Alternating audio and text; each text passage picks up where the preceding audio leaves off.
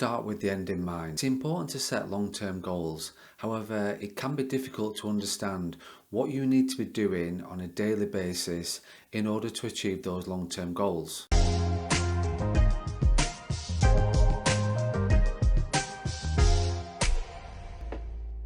So what do I mean by start with the end in mind? I will use an example of I want to earn X amount of pounds this year. So you're starting with that figure. First step back is then to understand what you need to issue or bank in order to generate that income. So depending on commission splits, you need to know how much business you need to issue in order to generate the income. So you now know how much business you need to issue or bank. The next step back is then looking at how much business you need to write in order to achieve what you need to issue. What you need to write is not the same as what you need to issue, because not every case, not every mortgage case, not every protection case will complete. So there will be some fall-offs.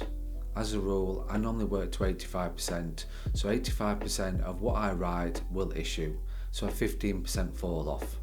For example, if I wrote 100,000, I would issue 85,000. You need to take that into consideration when you're looking at what you need to write. So you now know what you need to write. The next step back is understanding your average case size. If you're an experienced mortgage broker, you will know what your average case size is. Take your total written over a given period, including your broker fees, proc fees, protection, and divide that by the number of mortgages you've done. This will give you an average case size. You now have your average case size. What you need to do next is then divide how much you need to write by your average case size. So for example, £100,000 of written, average case size is 1250, 100,000 divided by 1250. This will give you how many mortgages you need to do in order to achieve your goal. You now know how many mortgages you need to do this year. It's then looking at a weekly target. I normally divide it by 48, so of holidays, Christmas, that sort of thing. That will give you a weekly number of mortgages you need to do. You now have a weekly goal for the number of mortgages you need to do. So how many leads a week you need to achieve that number. So look at your conversion, say that's a 1 in 3, and you've worked out you say need to do 2 mortgages a week, and you're on a 1 in 3 conversion. That means you need 6 leads a week, 1 a day, in order to achieve your long-term goal. Just to recap,